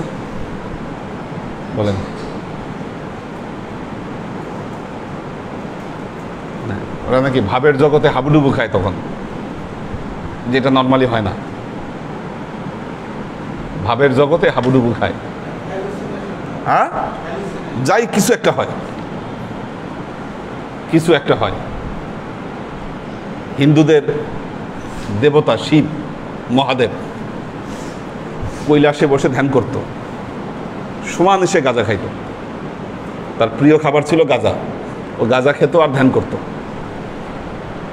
মুসলমানদের ধ্যান করতে গাঁজা লাগে না, কি কারণ আমার নবী এটা শিখাননি, বরং নিষেধ করেছেন। এখন আপনি যদি গড্ডালিকা প্রবাহে যদি আপনি হারায় যান, তার মানে বোঝা গেল কি আপনি আপনার ট্রাক চেঞ্জ করছেন। কাজেই যুবকেরা, তোমরা যারা, আমি জানি অনেকে সিগারেট খায় আমার মুরিদদের মধ্যে,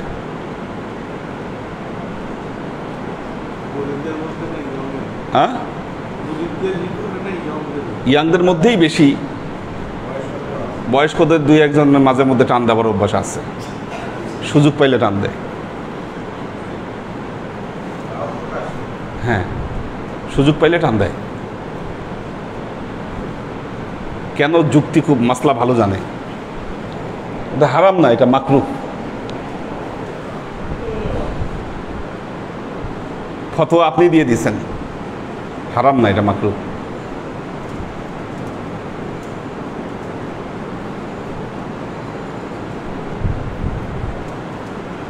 যিনি জর্দা খাইতে অভ্যস্ত না, জর্দা খান নাই, আমি চ্যালেঞ্জ করে বলছি এখন বানায় দিব,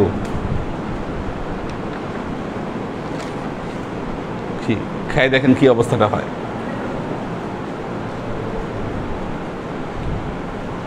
আমি একবার এক বিয়ের অনুষ্ঠানে এরকম না বুঝে খেয়ে পরে আর আমি গাড়ি ড্রাইভ করতে পারিনি। একবার কুষ্টিয়া যাওয়ার পথে ওই যে হাইওয়ে রেস্টুরেন্টগুলো যে থাকে, কাঁচা সুপারি দিয়ে পান বানায়, পানের মধ্যে কাঁচা সুপারি দিয়েছে, কারণ রাতে বেলায় ড্রাইভ করলে পান ঘুম আর আনে না, এর ভেতরে কাঁচা সুপারি দিচ্ছে। মাথার মধ্যে এমন একটা চক্কর দিল, আমি আর পরে গাড়ি চালাতে পারি। বাস্তবতা এটা। কাজেই যুবকরা নেশার মধ্যে থাকতে পারে না, এটা হতে পারে না। এটা এসিয়ান, প্রকাশ্য এসিয়ান। এটা আল্লাহ যেখানে ডাইরেক্ট মানা করে দিয়েছেন। এটা নাসের খসরুর নাম শুনেছেন আপনারা, শুনবেন বা হয়তো শুনেননি। নাসের খসরু হচ্ছে ইসমাইলিয়া শিয়া, যারা তাদের ইমাম ছিলেন নাসের খসরু। ইসমাইলিয়া শিয়া ইসমাইলিয়া। বর্তমান ইমাম হচ্ছে আগা খান। তো নাসের খসরু ছিল এক সময়ের ইমাম। উনি ছিলেন বাদশার সচিব। সফরনামায় নাসের খসরুর শুরুতেই এটা লেখা। তো উনি যখন বাদশার সচিব ছিলেন, ওই যে উনি বলল যে মুসলমানদের এই অবস্থা কেন, আব্বাসী শাসনামলের কথা এটা। উনি লিখছে সফরনামার মধ্যে যে আমি বাদশার সচিব ছিলাম, সচিবিক কাজ করতাম, রাত হইলে মদ খাইতাম, রাত হইলে শরাব খাইতাম। কেন শরাব খাইতাম? শরাব না খাইলে এই রাষ্ট্রীয় যে কার্যাবলীর যে টেনশন, এটা মাথা থেকে যাইতো না, এজন্য শরাব খাইতো সে। শয়তান এটা বুঝাই ফেলছে, ম্যানেজ করে ফেলছে। দেখেন, টেনশন যাবে না শরাব না খাইলে। এরকম এক রাতে সে ঘুমাইছে, রাতে বেলায় স্বপ্নের মধ্যে দেখতেছে একজন আগন্তুক তার কাছে আসে, এসে বলছে, নাসের খসরু, তুমি কতদিন আর এরকম শরাব খাবা? উনি বললেন, দেখেন আমি তো শরাব এমনি খাই না, শরাব না খাইলে তো মাথা ঠিক মতো কাজ করে না, এত রাষ্ট্রীয় কার্যাবলী কেমনে করবো আমি? তখন ওই আগন্তুক বলল, বিহুশ, বহুশ না বসা, যে শরাব খেয়ে বেহুশ হয়ে যায় সে তো হুশওয়ালা কাজ করতে পারে না। তোমার এমন কিছু খোঁজা উচিত যেটা তোমার হুশ ফিরিয়ে দিবে। উনি বললেন, এটা আমি কই পাবো? কেবলার দিকে ওই আগন্তুক ইশারা করলো আর বলল, জুইয়ান দে ইয়া ওয়ান দে বসা, যারা খোঁজ করে তারাই পেয়ে থাকে। এই কথা বলে উদা হয়ে গেল। উনি ঘুম থেকে উঠলেন, উঠে গোসল করলেন, 2 রাকাত নামাজ পড়ে তওবা করলেন। ওই দিনই সচিবের চাকরি থেকে রিজাইন দিলেন, সফরে বের হয়ে পড়লেন।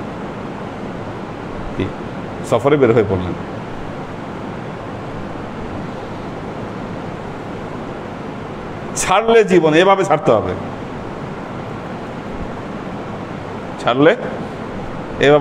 তো ছাড়তে পারবেন। আমাদের জালাল ভাই একসময় সিগারেট খাইত,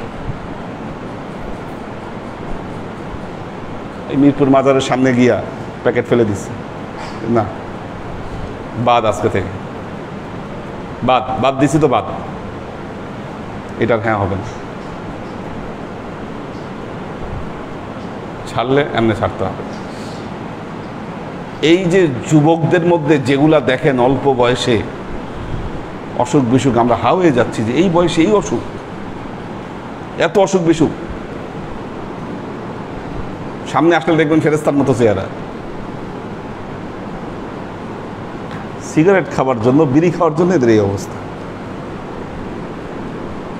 অসুখ বিসুখ এমনি হয়নি, এটা ভয়াবহ জিনিস তো।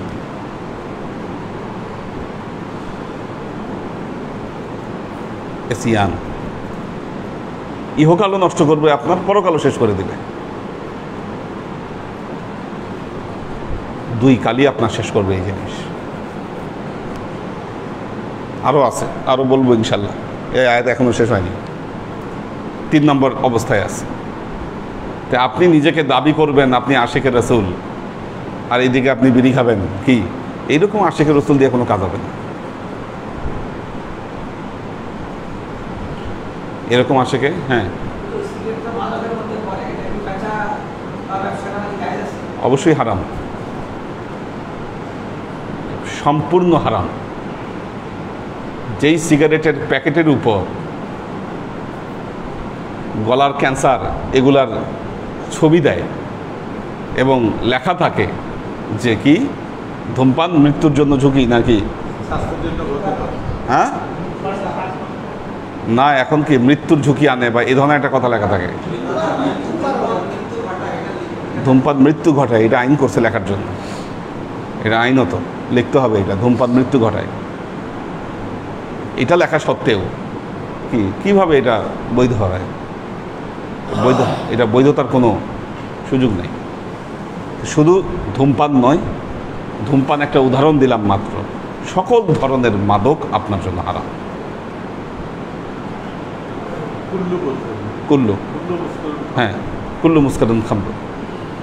তো এই মুস্কার যেটা, এটাকে জীবন থেকে বাদ দিতে হবে। এটা একটা বললাম মাত্র।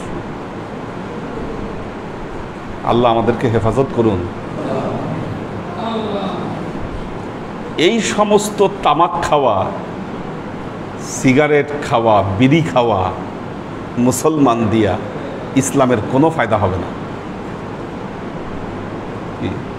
পীরের দরবারে আসেন, ক্লাস করেন, বাইরে হয়ে গিয়ে আপনি বিড়ি খান, আফসোস আপনার জন্য। হ্যাঁ একই কথা, একই কথা। হ্যাঁ আরো খারাপ এটা। হ্যাঁ গুল তো সেম কেস, গুলটা তো একই জিনিস তো। আমি যদি এখন এখানে গুল ইউজ করি, উঠে যেতে পারবো না তো, উঠে যাওয়া সম্ভব না। এই যে আগে ছোটবেলায় ওই যে আমাদের এখানে সালেক থাকতো, যে সে দুষ্টমি করে গুল দিয়ে দিত। হ্যাঁ এখন সে দুষ্টমি করে গুল দিয়ে দিত, ওটা দিলেই তো মানে তামাক পাতা থেকে হয়। হ্যাঁ সেম জিনিস, যে ফরমেশনেই হোক না কেন। মা বোনেরা অনেকেই আছেন তামাক জর্দায় অভ্যস্ত, তামাক জর্দায় অভ্যস্ত, পানের সাথে। হ্যাঁ ফলাফল একই দাঁড়াবে, কার্যকর একই হবে, ঠিক আছে। কাজেই তামাক খাওয়া, বেহুশ, নেশাখোর, কি গাঁজাখোর, ট্যাবলেটখোর, ট্যাবলেটও খায় অনেকে। মনে রাখবেন ধ্বংস অনিবার্য এগুলোর কারণে, ধ্বংস অনিবার্য। কাজে সময় আছে, এখনো ছাড়েন। আল্লাহর আশিক ও সালেক দেখি মিলাদ, কার মিলাদ? আচ্ছা হ্যাঁ হ্যাঁ বলেছিল।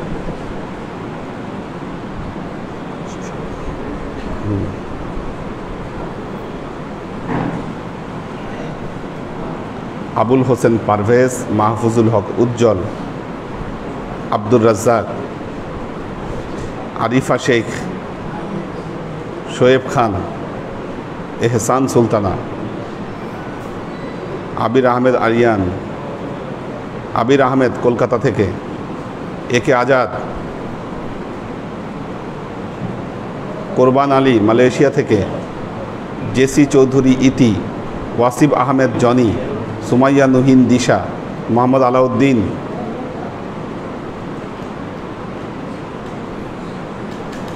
জেসি চৌধুরী ইতি বলেছেন, আসসালামু আলাইকুম হুজুর, 30শে অক্টোবর আমার আব্বার মৃত্যুবার্ষিকী। আমার আব্বা সহ সকল কবরবাসীর জন্য দোয়া করবেন, ফি আমানিল্লাহ। আমরিন শরীফ, আব্দুল হাফিজ, রাবেয়া ওমর, আশেক মাহমুদ, ওমর শরীফ, মোহাম্মদ ফরিদ,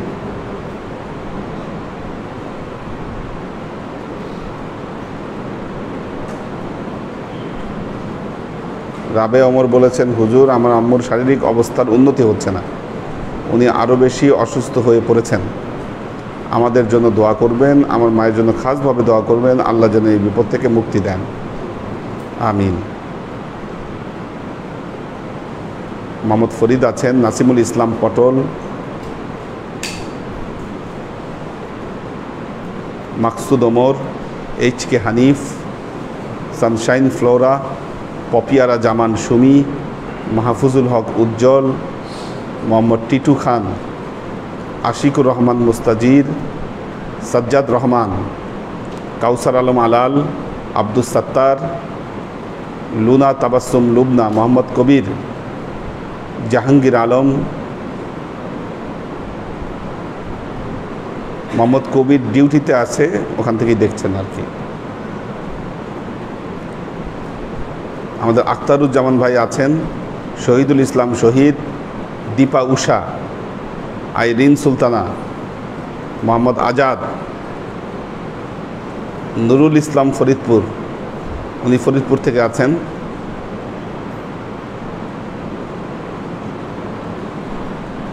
সুলতান মামুন একটি প্রশ্ন করেছেন, আসসালামু আলাইকুম হুজুর, আমার একটা প্রশ্ন হলো, মহিলাদের পায়ের পাতা বেরিয়ে থাকলে নামাজ হবে কি না? পায়ের পাতা বেরিয়ে থাকলে পাতা কীভাবে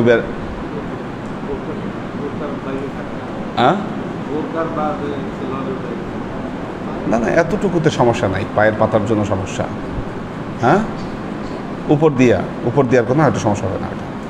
কারণ হচ্ছে মহিলাদের তো প্রথমত হচ্ছে ঘরে নামাজ পড়ার নির্দেশ দেওয়া হয়েছে, তো ঘরের ভেতরে যখন তিনি নামাজ পড়বেন তখন তো অবশ্যই তিনি মুহরিমদের সামনেই নামাজ পড়বেন। মাসলা যদি এরকম হয়, আমরা তো মাসলা জিজ্ঞাসা করি, ধরেন যিনি গেরে মুহরিমদের সাথে চেহারা দেখায় অভ্যস্ত, এখন উনি নামাজে দাঁড়াইছেন, ওই সময় কি করবেন? কি ওইটা তো ইসলাম অ্যাকসেপ্টই করে না, কি ইসলাম ওইটা অ্যাকসেপ্টই করে না। একজন মেয়ে তিনি গেরে মুহরিমদের সাথে চেহারা দেখাচ্ছেন, এরপর নামাজের মাসলা জিজ্ঞাসা করতেছেন যে কদ্দূর ঢাকতে হবে বা কী করতে হবে, এটা তো অ্যাকসেপ্টেবলই না ওটা। আর ঘরে যেখানে তিনি নামাজ পড়তেছেন মুহরিমদের মধ্যে, সেখানে তো আপনার পায়ের পাতা ঢাকার কোনো প্রশ্ন নেই, বুঝছেন না? যতটুকু সতর না ঢাকলেই না। হ্যাঁ, এই আর কি, এই অবস্থায় রাইট, আপনারা একটু সরেন, বাজারে যাবে, ঠিক কথা বলছেন।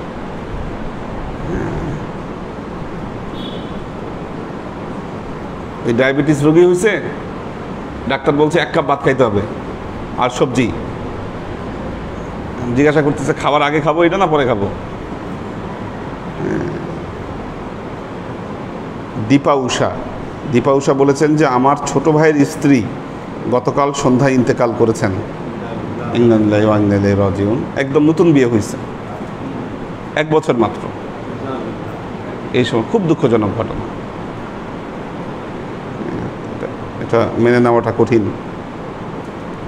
আব্দুর রাজ্জাক, সহিফা বিনতে আমির, মাকসুদ আনাম, মোহাম্মদ সেলিম, আব্দুস সাত্তার, কোরবান আলী। আচ্ছা, কোরবান আলী একটা কথা জিজ্ঞাসা করেছেন, হুজুর মাফ করবেন, আমার একটা প্রশ্ন ছিল, কাঁকড়া খাওয়া যাবে কিনা? কাঁকড়া খাওয়া যাবে কিনা? বিষয় হলো, আগে মাসলা বলি, মুত্তাকিদের সন্দেহজনক জিনিস থেকে দূরে থাকা উত্তম। কাঁকড়ার ব্যাপারে দুটো মত খুব শক্তিশালীভাবে পাওয়া যায়। একদল বলেছেন কাঁকড়া হারাম, দরকার, কারণ কাঁকড়া হাত দিয়ে খায়, এই কারণে কাঁকড়া হারাম। যদি হাত দিয়ে খেয়ে থাকে কাঁকড়া, অবশ্যই সেটা হারাম। আরেক দল বলেছে মাকরুহ, আরেক দল মাকরুহ বলেছে, এজন্য এটা না খাওয়াই উত্তম। এটাকে পরিত্যাগ, কী দরকার আছে? কাঁকড়ার চেয়ে চিংড়ি অনেক টেস্টি, চিংড়ি খান। কাঁকড়া কি খায়? কাঁকড়া ফালানো যায়, এটা ম্যাক্সিমামই ফালানো যায়। মানুষ হয়তো শখে খায়, ওই যারা কাঁকড়া খায় বলে খুব টেস্ট। হ্যাঁ, ব্যথা কমার কি আর কিছু নাই? ব্যথা কমার, হ্যাঁ হ্যাঁ, ব্যথা কমার বহু জিনিস আছে, আপনি সেটা খান। হিমালয়ে পাহাড়ি অঞ্চলে যখন পশ্চিমারা যায়, ওরা ওয়াইন খায়। ওয়াইন কেন? ওয়াইন খেলে শরীর গরম থাকে। বরফের দেশে গেলে ওরা ওয়াইন খায়, ওয়াইন খেলে শরীর গরম থাকে। ওয়াইনের চেয়ে শক্তিশালী জিনিস আছে রসুনের রসুনের স্যুপ, ওখানে ওরাই বানায়, ওই পাহাড়ি অঞ্চলেই বানায়। এটা খেয়ে ওই ঋষি মণি যোগী এরা ঘন্টার পর ঘন্টা খালি গায়ে ধ্যান করতে পারে, সমস্যা না।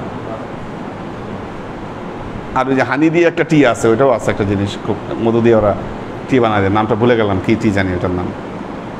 তো অল্টারনেটিভ অনেক কিছু আছে। শয়তানে এগুলো যুক্তি দেয়, ব্যথা কমে। আমি জীবনে প্রথম শুনলাম এটা, কাঁকড়া খাইলে ব্যথা কমে। আপনারা শুনছেন কিনা আমি জানি না। এই মশালা জীবনে প্রথম শুনলাম, কাঁকড়া খায় ব্যথা কমে। তাই তো মানুষ দলে দলে কাঁকড়া খাইতো, ঠিক না? আল্লাহ, নাজিমুদ্দিন ভাইয়ের ফ্যামিলি আছেন, আল্লাহ সবাইকে কবুল করুন। সবাই সূরা ফাতিহা 7 বার, সূরা ইখলাস 9 বার, দরুদ শরীফ 11 বার।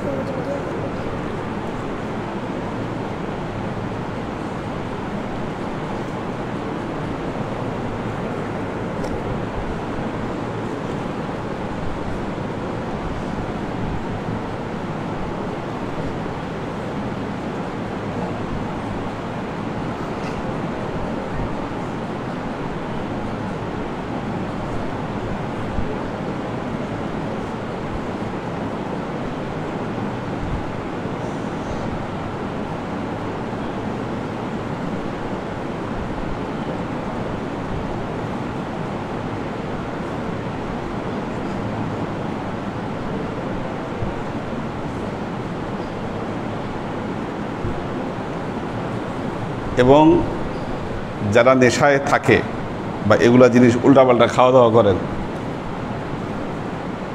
3 বার পর্যন্ত তাদের তওবার সুযোগ দেওয়া হয়। এটা হাদিসে বর্ণিত হয়েছে, 3 বার পর্যন্ত সুযোগ দেওয়া হয় তওবার। একবার তওবা ভাঙছেন, তওবা করছেন, হয়তো কোনো মতে ভেঙে ফেলছেন, আল্লাহ মাফ করবে। দ্বিতীয়বার করছেন, মাফ করবে। তৃতীয়বার করলে এত সহজে মাফ হবে না, কাজেই সাবধান থাকবেন। তওবা তওবার মতো করেন।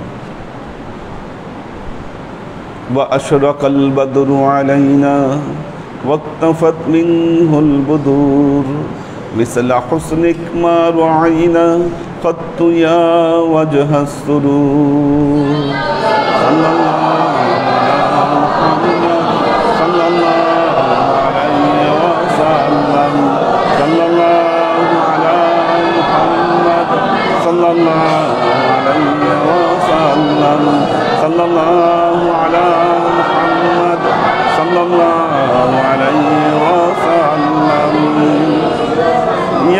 حبيبي يا محمد يا عروس الخافقين يا مؤيد يا ممجد يا إمام القبلتين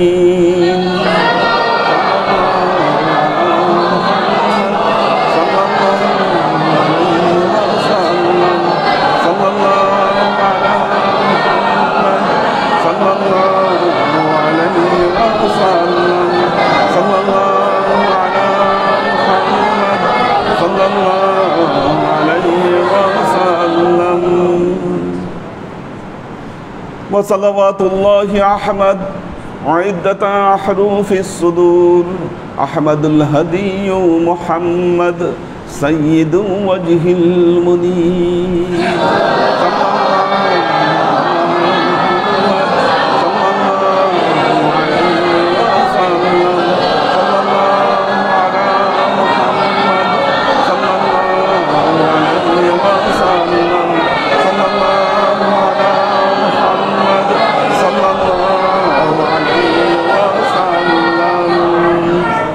بلغ العلا بكماله كشف الدجى بجماله حسنت جميع خصاله صلوا عليه وآله سلموا يا قوم بر صلوا على صدر الأمين مصطفى ما جاء إلا رحمة للعالمين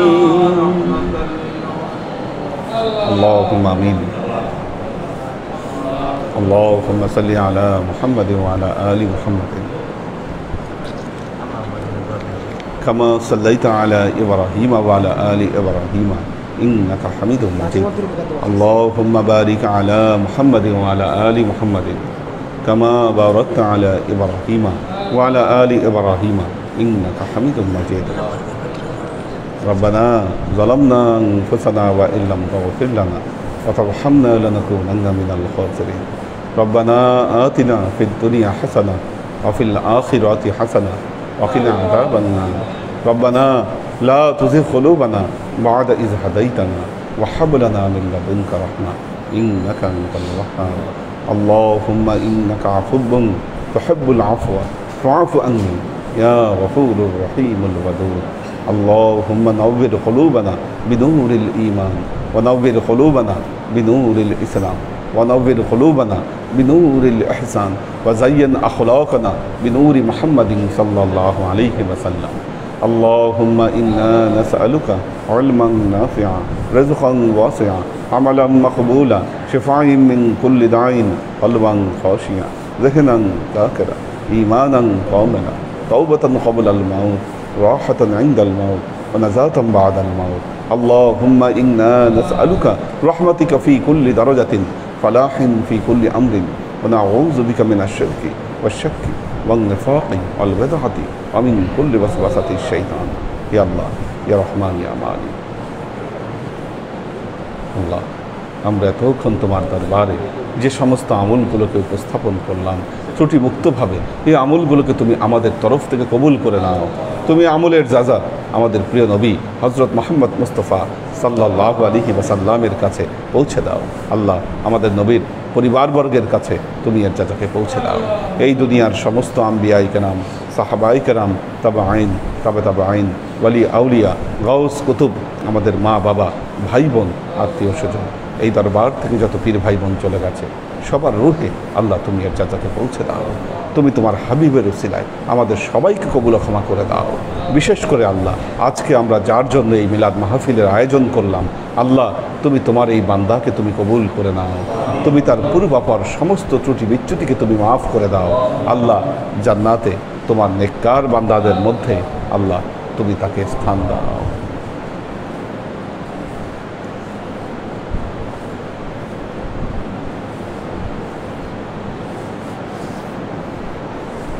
سبحان ربك رب العزة عما يصفون سلام على المرسلين والحمد لله رب العالمين واجعل آخر كلمتنا عند الموت لا إله إلا الله محمد رسول الله